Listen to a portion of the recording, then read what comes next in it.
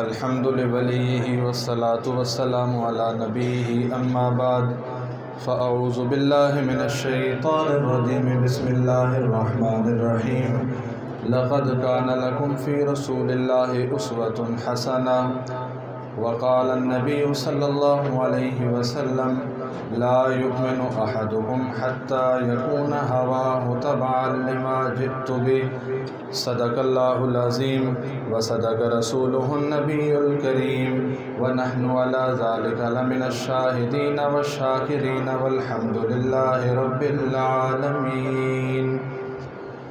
تہذیب عبادت ہے سراپائے محمد صلی اللہ تہذیب عبادت ہے سراپائے محمد، تسنیم کی خوشبو چمن آرائے محمد، تنظیم خدا ساز تمنائے محمد، ہے منشا جو خدا کا وہی منشائے محمد۔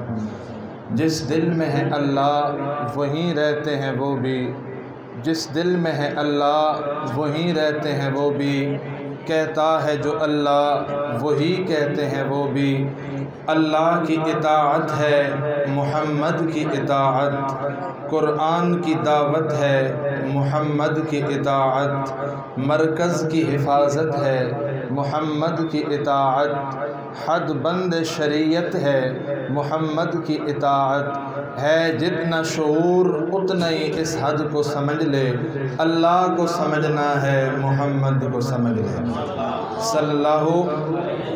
صلی اللہ آپ ایمرجنسی کی کیفیت سے باہر نکل گئے ہیں، اس خوشی میں کہیں صلی اللہ،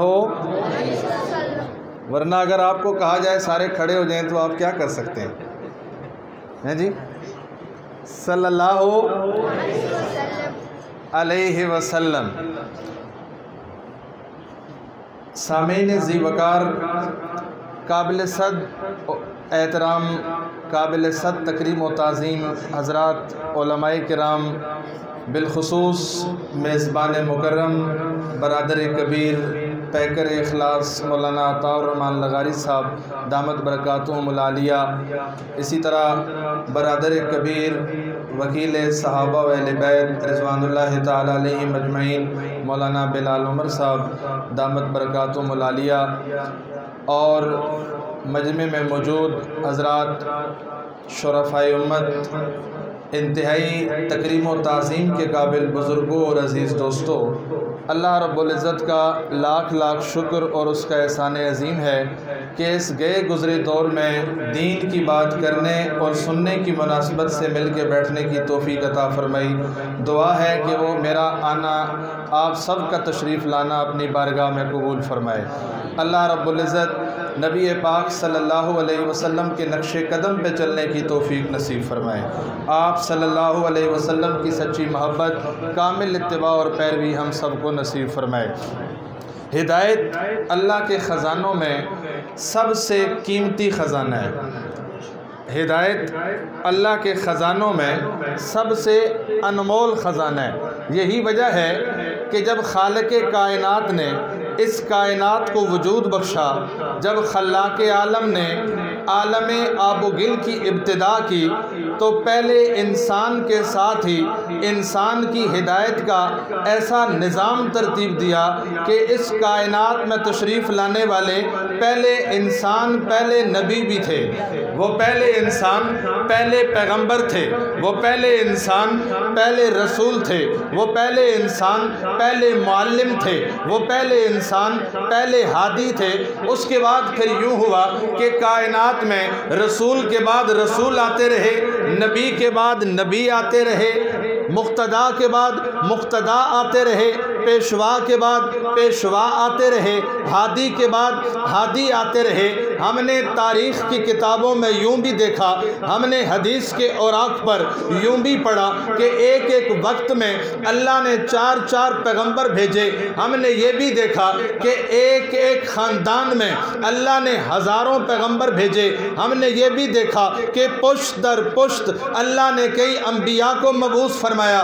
ہم نے یوں دیکھا کہ حضرت ابراہیم علیہ السلام نبی ہیں، آپ کے بیٹے حضرت اسماعیل بھی نبی ہیں، آپ کے صاحبزادے حضرت اسحاق بھی نبی ہیں، پھر حضرت اسحاق کے صاحبزادے حضرت یعقوب بھی نبی ہیں، پھر حضرت یعقوب کے صاحبزادے حضرت یوسف بھی نبی ہیں۔ پھر کبھی ہم نے اس طرف دیکھا تو ہمیں دکھائی دیا کہ حضرت شعیب علیہ السلام کو اللہ نے پیغمبری عطا کی، تو آپ کے داماد حضرت موسیٰ علیہ السلام کے سر پہ بھی نبوت کا تاج سجا دیا۔ پھر حضرت موسیٰ علیہ السلام کے بھائی حضرت ہارون علیہ السلام کو بھی اللہ نے نبی بنا دیا۔ پھر حضرت موسیٰ علیہ السلام کے خاتم حضرت یوشع بن نون کے سر پہ بھی نبوت کا تاج سجا دیا گیا۔ تو کبھی یوں ہوا کہ اللہ نے پشت در پشت پیغمبر بھیجے، کبھی پھر یوں ہوا کہ ایک ایک وقت میں چار چار پیغمبر بھیجے، کبھی پھر یوں ہوا کہ ایک ایک وقت میں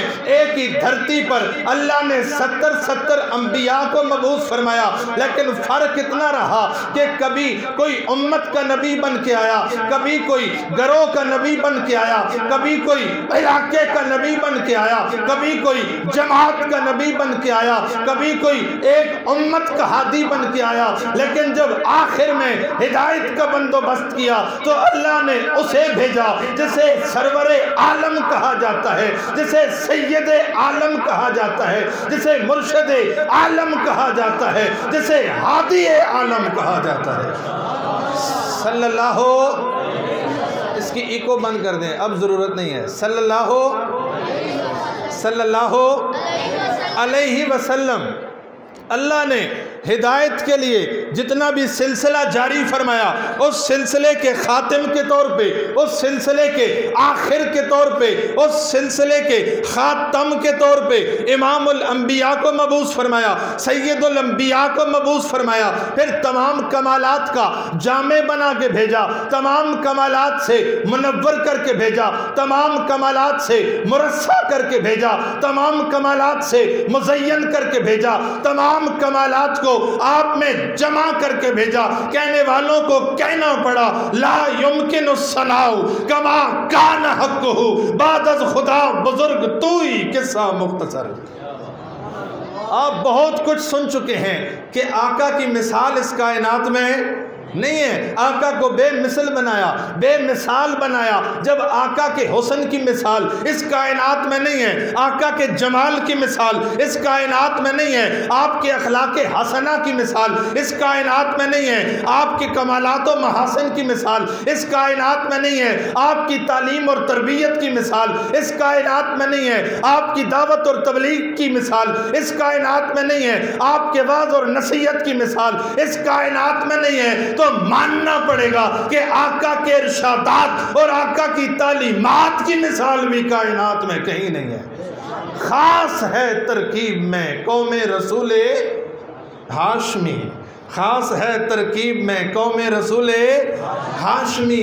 آقا سے بڑا مربی کائنات میں کوئی نہیں ہے، اگر ہوتا تو ہم اس کے پیچھے چلتے۔ آقا سے بڑا معلم کائنات میں کوئی نہیں ہے، اگر ہوتا تو ہم اس کے پیچھے چلتے۔ آقا سے عظیم الشان حسن و جمال والا اور کوئی نہیں ہے، اگر ہوتا تو ہم اس کی سیرت و صورت کو اپناتے۔ لیکن پتہ چلتا ہے کہ یہ سب کچھ سجا ہے جس ایک شخصیت میں، انہیں امام الانبیاء کہتے ہیں، یہ سب کچھ جمع ہے جس ایک شخصیت میں، اسے امام الانبیاء کہتے ہیں۔ اور پھر اللہ نے مبعوث فرمانے کے بعد انتظام بھی ایسا فرمایا کہ آقا کے سارے کمالات کو اللہ نے ہم تک پہنچایا، آقا کے سارے محاسن کو اللہ نے ہم تک پہنچایا، آقا کے ارشادات کو اللہ نے ہم تک پہنچایا۔ بلکہ اور پیچھے چلیں تو میرے آقا کا عالم ارواح سے لے کر عالم دنیا میں آنا کتابوں میں محفوظ ہے۔ پھر میرے آقا کا دنیا میں تشریف لانے کے وقت کیا انقلابات برپا ہوئے، کتابوں میں محفوظ ہے۔ میرے آقا دنیا میں تشریف لائے تو میرے آقا کا انداز کیا تھا، یہ بھی کتابوں میں محفوظ ہے۔ پھر میرے آقا کے تشریف لانے کے وقت دنیا میں کیا حالات پیدا ہوئے، یہ بھی کتابوں میں محفوظ ہے۔ میرے آقا پیدا ہوئے تو غسل کیا ہوا تھا، کتابوں میں محفوظ ہے۔ ولد مختونن، آپ پیدا ہوئے تو ختنے ہوئے تھے، کتابوں میں محفوظ ہے۔ ولد مکحولن، آپ پیدا ہوئے تو آپ کی آنکھوں میں سرما لگا ہوا تھا، یہ بھی کتابوں کتابوں میں محفوظ ہے۔ میرے آقا پیدا ہوئے تو آپ کے لبوں پر، آپ کی زبان اقدس پہ اللہ کی تعریف اور توصیف کے، اللہ کی حمد و ثنا کے قصیدے اور ترانے سجے ہوئے تھے، یہ بھی کتابوں میں محفوظ ہے۔ میرے آقا کی ولادت کتابوں میں محفوظ ہے، میرے آقا کا بچپن کتابوں میں محفوظ ہے، میرے آقا کا لڑکپن کتابوں میں محفوظ ہے، میرے آقا کی جوانی کتابوں میں محفوظ ہے، میرے آقا کا بعثت سے پہلے کا زمانہ کتابوں میں محفوظ ہے، میرے آقا کا بعثت کے بعد کا زمانہ کتابوں میں محفوظ ہے، میرے آقا کی ہجرت کا انداز کتابوں میں محفوظ ہے، میرے آقا کی ذات اور جماعت کتابوں میں محفوظ ہے، صحابہ کا نصرت کا انداز کتابوں میں محفوظ ہے۔ پھر میرے آقا دنیا میں تشریف لائے تو میرے آقا کے اعتقادات کیا تھے، یہ بھی کتابوں میں محفوظ ہیں۔ میرے آقا کے نظریات کیا تھے، کتابوں میں محفوظ ہیں۔ میرے آقا کے معاملات کیا تھے، کتابوں میں محفوظ ہیں۔ میرے آقا کی معیشت کیا تھی، کتابوں میں محفوظ ہے۔ میرے آقا کی معاشرت کیسی تھی، کتابوں میں محفوظ ہے۔ میرے آقا کے غزوات و فتوحات کتنے تھے، کتابوں میں محفوظ ہے۔ میرے آقا کے انوارات و برکات کتابوں میں محفوظ ہیں۔ میرے آقا کے انداز و اطوار کتابوں میں محفوظ ہیں۔ میرے آقا کا گفتار اور کردار کتابوں میں محفوظ ہے۔ میرے آقا کی امانت و دیانت کتابوں میں محفوظ ہے۔ میرے آقا کی صداقت و شرافت کتابوں میں محفوظ ہے۔ میرے آقا کے اخلاق حسنہ کتابوں میں محفوظ ہیں۔ میرے آقا کے اوصاف حمیدہ کتابوں میں محفوظ ہے۔ میرے آقا کی تجلیات و برکات کتابوں میں محفوظ ہے۔ میرے آقا کی سنت اور شریعت کتابوں میں محفوظ ہے۔ میرے آقا کا تصوف و طریقت کتابوں میں محفوظ ہے۔ میرے آقا کے چہرے کی اشاشت و بشاشت کتابوں میں محفوظ ہے۔ میرے آقا کی صباحت و ملاحت کتابوں میں محفوظ ہے۔ میرے آقا کی لمعانیت نورانیت کتابوں میں محفوظ ہے۔ اللہ نے آقا کی زندگی کا ایک ایک لمحہ محفوظ کر کے ہمارے دامن میں ڈال دیا صلی اللہ علیہ۔ میرے آقا کی اونٹنیوں کے نام کتابوں میں محفوظ ہیں۔ میرے آقا کے ساتھ گھوڑوں کے نام کتابوں میں محفوظ ہیں۔ میرے آقا کے دراز گوش کا نام کتابوں میں محفوظ ہے۔ میرے آقا کی 11 تلواروں کے نام کتابوں میں محفوظ ہیں۔ میرے آقا کی 7 زروں کے نام کتابوں میں محفوظ ہیں۔ میرے آقا کی 6 کمانوں کے نام کتابوں میں محفوظ ہیں۔ میرے آقا کی 2 میگزینوں کے نام کتابوں میں محفوظ ہیں۔ میرے آقا کے 21 سفید بالوں کی تعداد کتابوں میں محفوظ ہے۔ ساری زندگی میرے آقا نے جتنا اناج کھایا اس کا وزن 4 من 20 سیر بھی اللہ نے کتابوں میں محفوظ کر دیا صلی اللہ کانفرنس کا پیغام جب یہ سب کچھ اللہ نے محفوظ کر دیا تو اس کے پیچھے کوئی وجہ بھی ہے یا بغیر وجہ کے ہی محفوظ کر دیا؟ اس کے پیچھے بھی کوئی وجہ ہے کہ نہیں؟ بس اتنی ہے کہ ہم آ کے ایک سانس میں بیان کریں اور آپ سنیں اور نعرہ لگائیں اور ہاتھ جاڑیں اور اللہ کے حوالے، صرف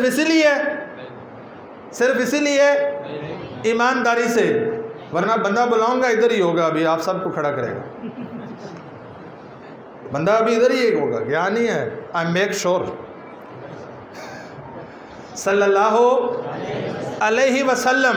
جب آقا کی زندگی کا ایک ایک واقعہ کتابوں میں محفوظ ہے، جب میرے آقا کا اٹھنے والا ایک ایک قدم محفوظ ہے، جب میرے آقا کی زبان اقدس سے نکلنے والا ایک ایک جملہ محفوظ ہے، جب میرے آقا کی زندگی کا ایک ایک لمحہ محفوظ ہے، تو یہ بھی تو محفوظ ہے کہ آقا گھر والوں کے ساتھ سلوک کیسا کرتے تھے، یہ بھی تو محفوظ ہے کہ آقا پڑوسی کے حقوق کا خیال کیسا کرتے تھے، یہ بھی تو محفوظ ہے آقا مسجد کی آبادی کی فکر کتنی کرتے تھے، یہ بھی تو محفوظ ہے کہ آقا کا انداز تکلم کیسا تھا، یہ بھی تو محفوظ ہے آقا کے مسلمانوں کے حقوق پر نظر کتنی تھی، یہ بھی تو محفوظ ہے کہ آقا کی آخرت کے لیے تیاری کا عالم کیا تھا۔ محفوظ ہے کہ نہیں؟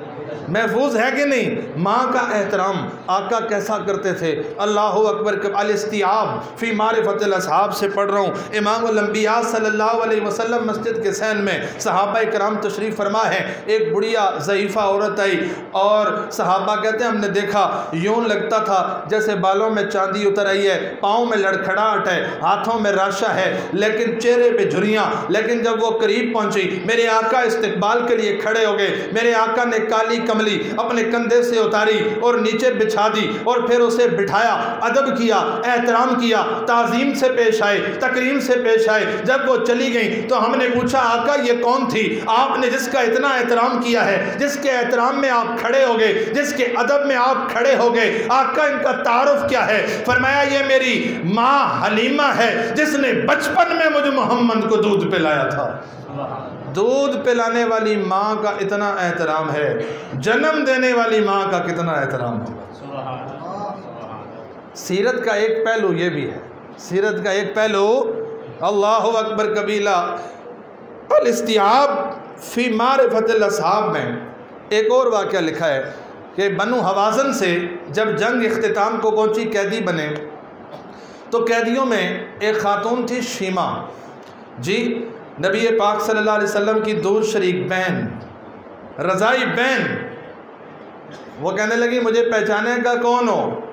کہا میں آپ کی رضائی بہن حلیمہ سعدیہ کی بیٹی شیمہ۔ فرمایا وقت کافی گزر گیا تھا، فرمایا پہچانا نہیں، کوئی نشانی بتاؤ۔ اس نے بچپن کی ایک نشانی بتائی، حضور پہچان گئے، فرمایا ہاں بالکل ٹھیک ہے۔ کہا بتاؤ کیسے آئی ہو؟ فرمایا سب قید ہو گئے، ہمارا قبیلہ قید ہو گیا، مال مویشی آپ کی لوگوں کے گرفت میں آ گئے، میں اس لیے حاضر ہوئی ہوں۔ آقا نے فرمایا خود آنے کی ضرورت نہیں تھی، کسی کو بھیج دیا ہوتا، کسی کو بھیج دیا ہوتا۔ میرے آقا نے سارے مال مویشی بھی واپس کر دیے اور بہن کی تعظیم میں سارے قیدی بھی رہا کر دیے۔ اللہ اکبر، دودھ شریک بہن کی اتنی قدر ہے تو وہ آقا اجازت دے سکتے ہیں کہ سگی بہن کا میراث میں سے حصہ دبا لو؟ جی وراثت میں سے حصہ دبا لو۔ ایک بزرگ میرے پاس آئے، کہنے لگے میری بہنیں جو ہیں نا انہوں نے اپنی مرضی سے میرے نام پہ کرایا ہے، انہوں نے اپنی مرضی سے میرے نام پہ کرایا ہے۔ تو میں نے کہا ٹھیک ہے، دوبارہ کہتے ہیں اپنی مرضی سے میرے والے اسم ما حاک فی صدرک، اسم ما حاک فی، گناہ دل میں کھٹکتا ہے، وہ انسان کو سکون سے رہنے نہیں دیتا۔ وہ تیسری چوتھی دفعہ جب کہا نا تو میں نے کہا جب اتنی مرضی سے ہی انہوں نے کیا ہے تو آپ بار بار مسئلہ کیوں پوچھتے ہیں؟ آپ ہماری زبان سے حلال کیوں کہلوانا چاہتے ہیں؟ ہماری زبان سے آپ جائز کیوں کہلوانا چاہتے ہیں؟ تو کہنے کا مقصد یہ ہے سیرت کا ایک پہلو یہ بھی ہے، نبی پاک صلی اللہ علیہ وسلم کی سیرت طیبہ میں تمام کتابوں میں یہ حوالے موجود ہیں۔ امام الانبیاء صلی اللہ علیہ وسلم جب سفر پہ روانہ ہوتے تو مسجد سے پہلے سب سے آخر میں اپنی صاحبزادی سیدہ خاتون جنت کے گھر جاتے، اور جب واپس تشریف لاتے تو مسجد کے بعد سب سے پہلے جن کے گھر تشریف لے جاتے انہیں فاطمہ الزہرا کہتے ہیں رضی اللہ تعالی عنہا۔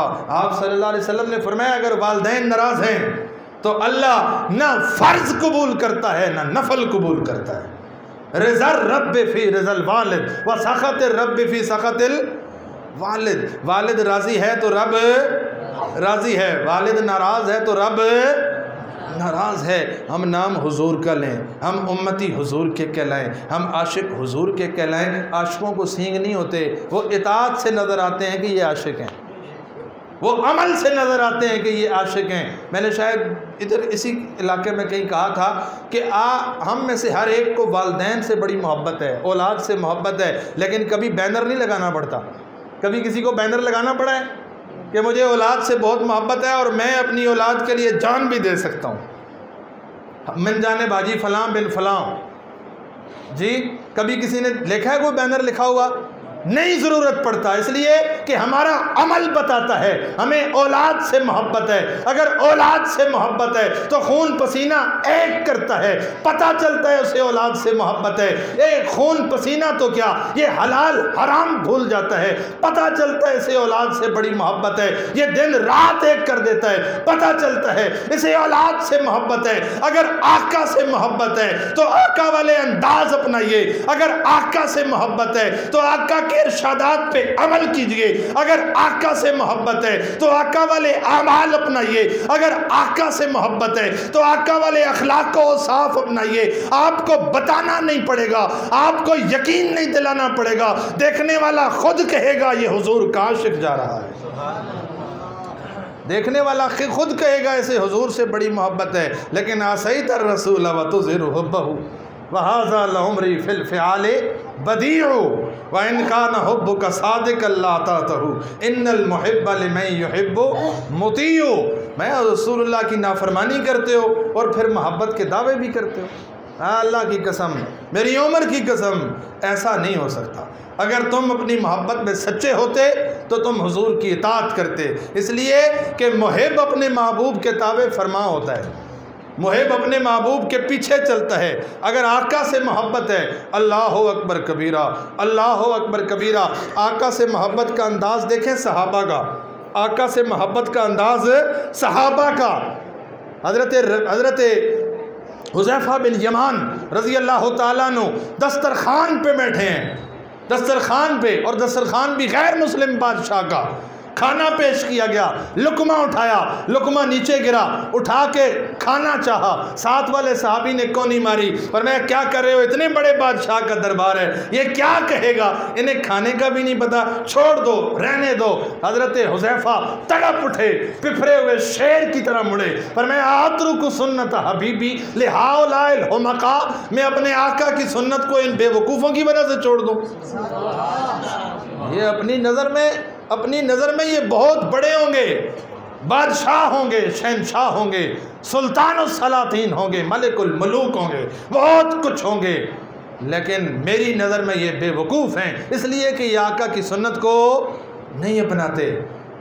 عقل مند وہی ہے صحابہ کی نظر میں جو آقا کی سنت پہ چلتا ہے، جو آقا کی شریعت پہ چلتا ہے، جو خوشی اور غم میں، ولادت سے لے کر موت تک، شادی سے لے کر فوتگی تک، خوشی سے لے کر غمی تک، عقیقے سے لے کر ولیمے تک، علماء سے پوچھتا ہے کہ میرے آقا کی سنت اور شریعت کیا ہے۔ میں اپنی زندگی کا یہ معاملہ آقا کی سیرت کے مطابق کرنا چاہتا ہوں۔ ربیع الاول آقا کی ولادت کا مہینہ ہے، آقا کی بعثت کا مہینہ ہے، آقا کی ہجرت کا مہینہ ہے، آقا کی رحلت کا مہینہ ہے۔ جب اتنی نسبتیں ہیں تو کم از کم آج یہ نیت کر کے تو اٹھیں کہ اس کے بعد جو بھی قدم اٹھائیں گے یہ جان کر، پوچھ کر، سمجھ کر، سیکھ کر اٹھائیں گے کہ ہمارا یہ قدم اللہ اور اللہ کے رسول کی مرضی کے مطابق ہے یا خلاف ہے۔ یہ نیت کریں گے نہیں کریں گے؟ دل میں نیت کریں، ہاتھ اٹھانے کی ضرورت نہیں ہے۔ میں نے آپ سے عرض کیا ایمرجنسی ختم ہو گئی ہے، ایمرجنسی ختم ہو گئی ہے، ہاتھ اٹھانے کی ضرورت نہیں ہے، بلند آواز سے بولنے کی بھی ضرورت نہیں ہے۔ نیت دل کے ارادے کا نام ہے۔ کیوں حضرت جی؟ نیت دل کے ارادے کا نام ہے۔ اگر آپ کی آواز میرے کانوں تک نہ پہنچی، مجھے پھر بھی یقین ہے آپ رسول اللہ سے محبت کرتے صلی اللہ ہو۔ یہ کوئی کسوٹی، یہ کوئی پیمانہ نہیں ہے۔ تو خیر میں عرض کر رہا تھا کہ آج کی اس محفل میں، آج کی اس مجلس میں، آج کے سیرت کے اس پروگرام میں، آج کی اس نشست میں ہم یہ نیت کر کے اٹھیں کہ ہمارا اٹھنے والا ہر قدم آقا کی سنت کے مطابق اٹھے گا۔ اور یقین کیجئے گا امام الانبیاء صلی اللہ علیہ وسلم نے فرمایا من تمسک بسنتی عند فساد امتی فلہ اجر 100 شہید، جس نے امت کے پر فتن دور میں میری ایک سنت کو مضبوطی سے پکڑا، اسے 100 شہیدوں کے برابر اجر ملتا ہے، 100 شہیدوں کے برابر۔ آپ پانی پینے لگیں سوچ لیں آقا کی سنت کیا ہے، آپ کھانا کھانے لگیں تو یہ سوچ لیں، استحضار کر لیں کہ آقا نے کیسے کھانا تناول فرمایا تھا۔ آپ سفر میں نکلنے لگیں، آپ یہ دیکھ لیں کہ آقا سفر میں کیسے نکلے تھے۔ آپ گھر میں داخل ہو رہے ہیں تو دیکھیں آقا گھر میں کیسے داخل ہوتے تھے۔ آپ اپنی بیویوں کے ساتھ معاملات کرتے ہیں، گھروں میں داخل ہوتے ہیں تو پتہ ہونا چاہیے کہ ازواج مطہرات کے ساتھ آقا کا سلوک اور رویہ کیسا تھا۔ آپ رشتہ داروں کے ساتھ معاملہ کرتے ہیں تو پتہ ہونا چاہیے کہ رشتہ داروں، قرابت داروں کے ساتھ آقا کا انداز کیا تھا۔ حضرت عبداللہ ابن سلام فرماتے ہیں جب میں نے آقا کی خدمت میں حاضر ہو کر اسلام قبول کیا تو وہ پہلے ارشادات جو آقا کے میرے کانوں میں پڑے وہ یہ تھے السلام، سلام کو عام کرو، سلام کو عام کرو، اور لوگوں کو کھانا کھلاؤ، اور لوگوں کو کھانا کھلاؤ، اور فرمایا وصلوا باللیل والناس النیام، اور راتوں کو نماز پڑھو جب لوگ سو رہے ہوں، جب لوگ سو رہے ہوں۔ اور فرمایا صل الارحام، رشتہ داریوں کا، رشتوں ناتوں کا لحاظ کرو، پاس رکھو، یہ کام تم کر لو، فرمایا تدخل الجنت بسلام، تم سلامتی کے ساتھ جنت میں داخل ہو جاؤ گے، سلامتی کے ساتھ جنت میں داخل ہو جاؤ گے۔ تو جب یہ ساری سیرت، یہ ساری شریعت، یہ ساری کتابیں، یہ ساری حیات طیبہ، یہ ساری حیات مبارکہ ہمارے سامنے ہے، تو ضرورت اس بات کی ہے کہ ہم اس پروگرام کی وساطت سے یہ نیت کر کے اٹھیں کہ انشاءاللہ العزیز آج کے بعد ہمارا اٹھنے والا ہر قدم، آج کے بعد پیش آنے والا ہر عمل، ہر معاملہ، ہم پوری کوشش کریں گے کہ وہ امام الانبیاء صلی اللہ علیہ وسلم کی سیرت طیبہ کے مطابق ہو۔ وما علینا الا البلاغ۔